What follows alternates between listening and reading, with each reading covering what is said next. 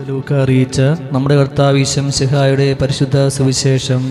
നമ്മുടെ കർത്താവായ മിശിഹായ്ക്ക് സ്തുതി. അധ്യായം 1, 5 മുതലുള്ള തിരുവചനങ്ങൾ. ഹെറോദോസ് യൂദാ രാജാവായിരുന്ന കാലത്ത് അബിയാട് ഗണത്തിൽ സക്രിയ എന്നൊരു പുരോഹിതൻ ഉണ്ടായിരുന്നു. അഹ്റോന്റെ പുത്രന്മാരിൽപ്പെട്ട എലിസബത്ത് ആയിരുന്നു അവന്റെ ഭാര്യ.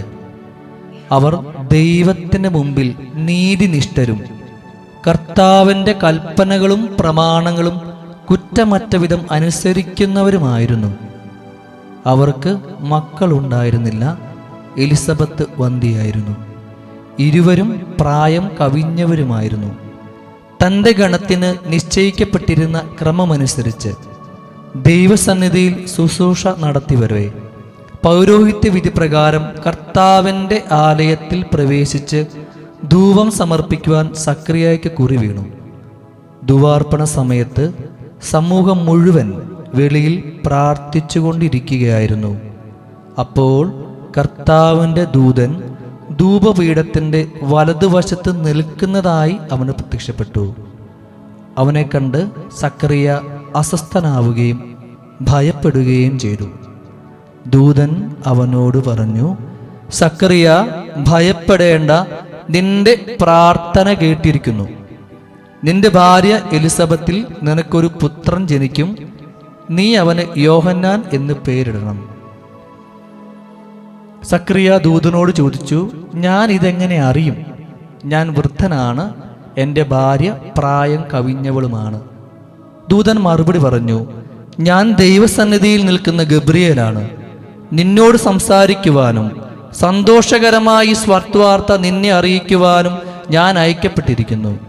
യഥാകാലം പൂർത്തിയാകേണ്ട എൻ്റെ വചനം അവിശ്വസിച്ചതുകൊണ്ട് നീ മൂകനായിത്തീരും. ഇത് സംഭവിക്കുന്നവരെ സംസാരിക്കുവാൻ നിനക്ക് സാധിക്കുകയില്ല. നമ്മുടെ കർത്താവായ മിശിഹായ്ക്ക് സ്തുതി. നമുക്കെല്ലാവർക്കും ഇരിക്കാം.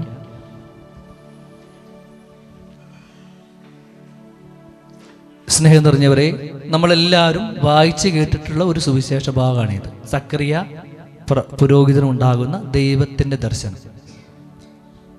നമുക്കറിയാം, ലൂക്കാട് സുവിശേഷം 1-ാം അധ്യായത്തിലാണ് ഇത് നമ്മൾ കാണുന്നത്. ഇസ്രായേൽ ജനത്തിനൊരു പ്രത്യേകത ഉണ്ടായിരുന്നു. ദൈവം തെരഞ്ഞെടുത്ത ഒരു പ്രത്യേക ജനതയായിരുന്നു ഇസ്രായേൽ ജനം.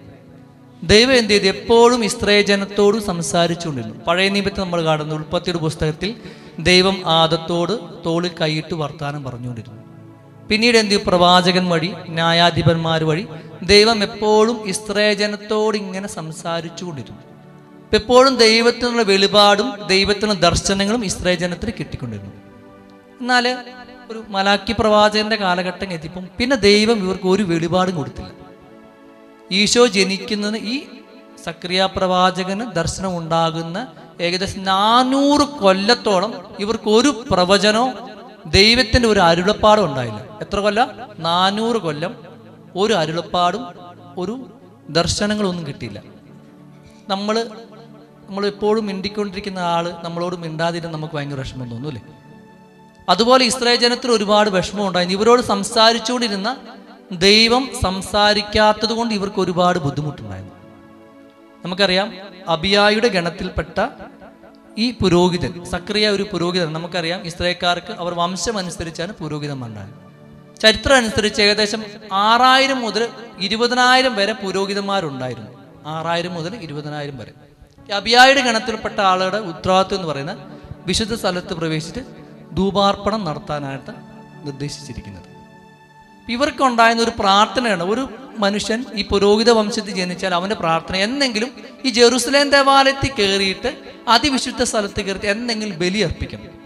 അപ്പൊ സക്രിയയ്ക്ക് ആദ്യത്തെ അവൻ്റെ പ്രാർത്ഥന എന്ന് പറയുന്നത്, പുരോഹിതൻ എന്ന നിലയിൽ അവൻ്റെ പ്രാർത്ഥന എന്ന് പറയുന്നത് ജെറുസലേം ദേവാലയത്തിന്റെ അതിവിശുദ്ധ സ്ഥലത്ത് പ്രവേശിച്ച് എന്തെങ്കിലും ബലി അർപ്പിക്കണം, ധൂപം അർപ്പിക്കണം. കാരണം എന്താ? 6000 പേര് മുതൽ 20,000 പേരുണ്ട്. ഒരു ജീവിതകാലത്ത് ചിലപ്പം ചെറിയൊരു ചാൻസ് കിട്ടിയാലായി, ചാൻസ് കിട്ടിയില്ലായി. ഈ സക്രിയയ്ക്ക് രണ്ടാമതൊരു പ്രാർത്ഥന ഉണ്ടായിരുന്നു. നമ്മളോട് ഇവിടെ വന്നിട്ട് ഞാൻ ചേച്ചിയോട് പറയാം, ചേച്ചീൻ്റെ പ്രാർത്ഥന കേട്ടിരിക്കുന്നു ദൈവം എന്ന് പറയുകയാണെങ്കിൽ ചേച്ചി വിചാരിക്കും, ഏത് പ്രാർത്ഥന കേട്ടിരിക്കുന്നത്? എൻ്റെ ജീവിതകാലം മുഴുവൻ ഞാൻ പ്രാർത്ഥിച്ചിട്ടുണ്ട്. ഒരു ലിസ്റ്റ് തന്നെ നമ്മൾ എഴുതാൻ വേണ്ടി ഏത് പ്രാർത്ഥനയാണ് കേട്ടിരിക്കുന്നത്. സക്രിയായോട് ദൈവം പറയുന്നത് എങ്ങനെയാ? സക്കറിയ നിന്റെ പ്രാർത്ഥന കേട്ടിരിക്കുന്നു, നിന്റെ പ്രാർത്ഥന കേട്ടിരിക്കുന്നു. ഇപ്പം 400 വർഷം ദൈവത്തിന്റെ ഒരു അരുളപ്പാടും വെളിപാടും ഇല്ലാതിരുന്ന ഒരു ജനത്തോട് ദൈവം പറയാണ്, ഭയപ്പെടേണ്ട, നിന്റെ പ്രാർത്ഥന കേട്ടിരിക്കുന്നു. ഈ അനുഗ്രഹ ധ്യാന കേന്ദ്രത്തിൽ ഇവിടെയായിരിക്കുന്ന നമ്മൾ ഓരോരുത്തരും ദൈവം പറയുന്ന അരുളപ്പാട് വചനം ഇതാണ്: ഭയപ്പെടേണ്ട, നിന്റെ പ്രാർത്ഥന കേട്ടിരിക്കുന്നു. സുവിശേഷം നമ്മൾ ആദ്യം കാണുന്നത് എങ്ങനെയാ? ഇവരെക്കുറിച്ച് ആളുകളെ കാഴ്ചപ്പാട് പറയാം. ഇവർക്ക് മക്കളില്ലായിരുന്നു, പ്രായം കവിഞ്ഞവരുമായിരുന്നു, എലിസബത്ത് വന്ധ്യയായിരുന്നു. ആളുകൾ നമ്മളെക്കുറിച്ച് ഒരു കാഴ്ചപ്പാടുണ്ട്. ഞാനെന്ന് പറയുന്ന വ്യക്തിയെക്കുറിച്ച് നിങ്ങൾക്ക് എല്ലാവരും കാഴ്ചപ്പാട്, നിങ്ങൾ വീട്ടിലുള്ളവർക്ക് നിങ്ങളെക്കുറിച്ച് കാഴ്ചപ്പാടുണ്ടാവും, നെഗറ്റീവും പോസിറ്റീവായിട്ട് കാഴ്ചപ്പാടുണ്ടാവും. ആളുകൾക്ക് ഇവർക്ക് ഒരു നെഗറ്റീവായിട്ടൊരു കാഴ്ചപ്പാട്, ഇവർക്ക് മക്കളൊന്നുമില്ല, ഇത്ര പ്രായമായി എന്ന ഒരു നെഗറ്റീവ് കാഴ്ചപ്പാട് ആളുകൾക്ക് ഇവരെക്കുറിച്ചുണ്ടായിരുന്നു, എലിസബത്തിനെ കുറിച്ചും സക്രിയയെക്കുറിച്ചും. പക്ഷേ രണ്ടാമതായിട്ട് പറയുന്നത് ദൈവത്തിന് അവരെക്കുറിച്ച് ഒരു കാഴ്ചപ്പാടുണ്ടാവും. അതാണ് സുവിശേഷം പറഞ്ഞിരിക്കുന്നത്. അവർ നീതിനിഷ്ഠരും കർത്താവിൻ്റെ കൽപ്പനകൾ കുറ്റമില്ലാത്ത വിധം പാലിക്കുന്നവരുമായിരുന്നു. എപ്പോഴും പഴയ നിയമത്തെ നമ്മൾ നോക്കിയാൽ കാണാൻ പറ്റും ആളുകളെക്കുറിച്ചുള്ള കാഴ്ചപ്പാട്. ദൈവം മോശയെ തെരഞ്ഞെടുത്ത്, ആളുകൾ പറഞ്ഞ അവൻ വിക്കനാ, അവന് കഴിവൊന്നുമില്ല, പക്ഷെ ദൈവത്തിന് അവൻ്റെ ഒരു നന്മ കാണാൻ വേണ്ടി പറ്റി. ദാവീദ് രാജാവിനെ തെരഞ്ഞെടുത്തപ്പോൾ ദാവീദിന്റെ അപ്പൻ എന്ത് ചെയ്തു? മൂത്ത മക്കളെ മുഴുവൻ കാണിച്ചു, കഴിവും ബുദ്ധിയും എല്ലാം ഉള്ളവരെ. പക്ഷെ ദൈവം പറഞ്ഞു, ഞാൻ തെരഞ്ഞെടുത്ത് ഇവനെയല്ല. ഈ ദാവീദിന്റെ ഒരു നന്മ ദൈവം കണ്ട്. അതുപോലെ എന്ത് ചെയ്തു? ദൈവത്തിന് ഈ സക്രിയയെക്കുറിച്ചും എലിസബത്തിന്റെ ഒരു നന്മ അറിയായിരുന്നു. ആ നന്മ ഇവര് കർത്താവിന്റെ നിയമങ്ങൾ പാലിക്കുന്നവരായിരുന്നു. ഇനി സുവിശേഷം നമ്മൾ കണ്ടു, സക്രിയയോട് പറ, സക്രിയ നിന്റെ പ്രാർത്ഥന കേട്ടിരിക്കുന്നു. സക്രിയയോട് പറയാണ്, ഒന്നാമത്തെ പ്രാർത്ഥന ഓൾറെഡി ദൈവം കേട്ട്. ഒരു പുരോഹിതൻ എന്ന നിലയിൽ ജെറുസലേം ദേവാലയത്തിൽ കയറി ബലി അർപ്പിക്കാനുള്ള ഇവന്റെ പ്രാർത്ഥന കേട്ട്. രണ്ടാമത്തെ പ്രാർത്ഥന എന്തായിരുന്നു ഇവന്റെ? എനിക്ക് ഒരു മകൻ ഉണ്ടാകണം, അല്ലെങ്കിൽ ഒരു മകൾ ഉണ്ടാകണം. സക്രിയയ്ക്ക് ഇപ്പോൾ ഒരു പ്രായം കഴിഞ്ഞ ഒരാളെന്ന് പറഞ്ഞു, നമുക്കൊരു 70 വയസ്സ് കൂട്ടാം. അന്ന് ഒരു 20 വയസ്സ് അവർ കല്യാണം കഴിച്ചാന്ന് വിചാരിച്ചു. 50 കൊല്ലം മുമ്പുള്ള ഒരു പ്രാർത്ഥനയാണ്, എനിക്കൊരു മകൻ ഉണ്ടാകണം, മകൾ ഉണ്ടാകണം. ഈ പ്രാർത്ഥന കുറേ കാലം കഴിഞ്ഞു. പിന്നെ പതുക്കെ ഇവർ പ്രതീക്ഷ നഷ്ടപ്പെട്ട്. അതുകൊണ്ടാണ് സുവിശേഷം അവർ പ്രായം കവിഞ്ഞവരായിരുന്നു. അപ്പം അവർക്ക് തന്നെ തോന്നി തുടങ്ങി, ഇനി പ്രാർത്ഥിച്ചിട്ട് ഒരു കാര്യമൊന്നുമില്ല, പ്രായം കഴിഞ്ഞില്ലേ, ഇനി ഒരു മകനോ മകളോ ഉണ്ടാകാൻ സാധ്യതയൊന്നുമില്ല. ഇവരുടെ പ്രതീക്ഷകൾ മുഴുവൻ അവസാനിച്ച്. അപ്പോഴാണ് ദൈവം പറയുന്നത്, നിന്റെ പ്രാർത്ഥന കേട്ടിരിക്കുന്നു. Hallelujah, hallelujah. കരങ്ങൾ ഉയർത്തി പറയാവോ? ഹല്ലേലൂയ. ദൈവം പറയാണ്, നിന്റെ പ്രാർത്ഥന കേട്ടിരിക്കുന്നു. സക്രിയ പണ്ടെങ്ങാനും പ്രാർത്ഥിച്ചൊരു പ്രാർത്ഥനയാണ്, എനിക്കൊരു മകനെ കിട്ടണം, മകളെ കിട്ടണം. സക്രിയ മറന്നു, എലിസബത്ത് മറന്നു, അവർക്കൊരു പ്രതീക്ഷയില്ല. പക്ഷെ എന്ത് ചെയ്തു? അവൻ എപ്പോ പ്രാർത്ഥിച്ചോ അപ്പോൾ മുതൽ എന്ത് ചെയ്തു? ദൈവം അവന്റെ പ്രാർത്ഥനയുടെ മേലൊരു പ്ലാൻ ഉണ്ടാക്കാൻ തുടങ്ങി. ഹല്ലേലൂയ. ഒരു മകനെ കിട്ടണമെന്ന് സക്രിയ 50 വർഷം മുമ്പ് പ്രാർത്ഥിച്ചപ്പോൾ ദൈവം എന്ത് ചെയ്തു?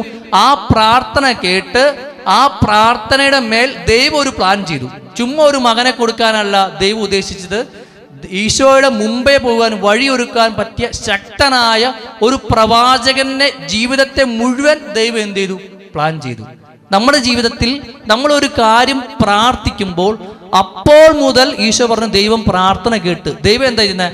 ആ പ്രാർത്ഥനയുടെ മേൽ ദൈവം ഒരു പ്ലാൻ ചെയ്യുക, ഒരു രക്ഷാകരമായ ഒരു പ്ലാൻ ചെയ്യുക. അതിനൊരു സമയം നമ്മൾ എന്താണ് ദൈവത്തിന് കൊടുക്കാനായിട്ട് നമ്മൾ പരിശ്രമിക്കുക. സക്രിയയോട് ദൈവം പറഞ്ഞ്, നിന്റെ പ്രാർത്ഥന കേട്ടിരിക്കുന്നു. അപ്പം ഇവൻ അറിയത്തില്ല ഏത് പ്രാർത്ഥന കേട്ടേന്ന്. അപ്പോൾ ദൈവം പറഞ്ഞു, നിനക്ക് മകൻ ജനിക്കും. അപ്പോൾ ഇവൻ എന്താ പറയുന്നത്? ഇവനൊരു പുരോഹിതനാണ്, ഇവൻ വിശുദ്ധ ഗ്രന്ഥം മുഴുവൻ പഠിച്ച ഒരാളാണ്. ഇവന്റെ പൂർവ്വപിതാക്കളും അബ്രാഹത്തിന് മക്കളില്ല, ദൈവം കൊടുത്തു. ഹന്നായ്ക്ക് മക്കളില്ല, ദൈവം കൊടുത്തു. അത്രയധികം വിശ്വാസം ഉണ്ടാകുന്ന ഒരു മനുഷ്യനെ ദൈവം പറഞ്ഞപ്പോൾ ഇവൻ എന്ത് ചെയ്തു? ഇവനത് മനസ്സിലാകുന്നില്ല. പലപ്പോഴും നമ്മുടെ ക്രൈസ്തവ ജീവിതത്തിൽ എന്താണ്, നമ്മൾ വേദാടം പഠിപ്പിച്ചിട്ടുണ്ട്, എല്ലാ കാര്യങ്ങളും കേട്ട് നമ്മുടെ ബുദ്ധിയിൽ നമുക്ക് ദൈവത്തെ ഉണ്ട്. പക്ഷെ നമ്മുടെ അനുഭവത്തിലേക്ക് വരുമ്പോൾ എന്ത് ചെയ്യും? ഈ ദൈവത്തെ നമുക്ക് കുറച്ച് വിശ്വാസം കുറവാണ്. സക്രിയയ്ക്ക് എന്ത് ചെയ്യും? ഈ ദൈവത്തെ, അനുഭവത്തിലുള്ള ദൈവത്തെ വിശ്വാസമായില്ല. അപ്പൊ ദൈവം സക്രിയ ചോദിക്കും, ഇത് എങ്ങനെ സാധിക്കും? അപ്പൊ ദൈവം പറഞ്ഞു, നീ കുറച്ചു നാളെ മിണ്ടാതിരുന്ന് പ്രാർത്ഥിക്കും. നമ്മളെല്ലാവരും ഈ അനുഗ്രഹ ധ്യാന കേന്ദ്രത്തിൽ ഒരു നിയോഗ പ്രാർത്ഥനയ്ക്ക് വേണ്ടി വന്നിരിക്കുകയാണ്. ഇനിയുള്ള ഒരു 31 ദിവസം നിങ്ങൾ എന്താ ചെയ്യണ്ടേ? ദൈവവചനത്തിനു വേണ്ടിയിട്ട് മാറ്റിവെക്കാനായിട്ട് നിങ്ങൾ പരിശ്രമിക്കും. ഒരു ത്യാഗം പോലെ ദൈവവചനം കേൾക്കുവാനും ദൈവവചനം ധ്യാനിക്കുവാനും ഒരു 31 ദിവസം നിങ്ങൾക്ക് വേണ്ടി പ്രാർത്ഥിക്കാം. നിങ്ങൾ കുറച്ചും കൂടി ദൈവത്തെ കേൾക്കുവാനായിട്ട് ഒരു സ്വരം കൊടുക്കാനായിട്ട് നിങ്ങൾ പരിശ്രമിക്കും. നമ്മൾ പണ്ട് പ്രാർത്ഥിച്ചൊരു പ്രാർത്ഥന ഉണ്ടായിരുന്നു. ആ പ്രാർത്ഥനയുടെ മേലൊക്കെ ദൈവം എന്ത് ചെയ്യാണ്? സ്വപ്നങ്ങൾ കണ്ട് ആ പ്രാർത്ഥന എങ്ങനെ നിങ്ങൾക്ക് സാധിച്ചു തരാമെന്ന് ദൈവം അതിന് മേലെ വളർത്തിക്കൊണ്ടിരിക്കുകയാണ്. നമ്മൾ എന്താ ചെയ്യേണ്ടത്? കുറച്ചു സമയം ദൈവത്തിന് കൊടുക്കാനായിട്ട് നമുക്ക് ആത്മാർത്ഥമായി പ്രാർത്ഥിക്കാം.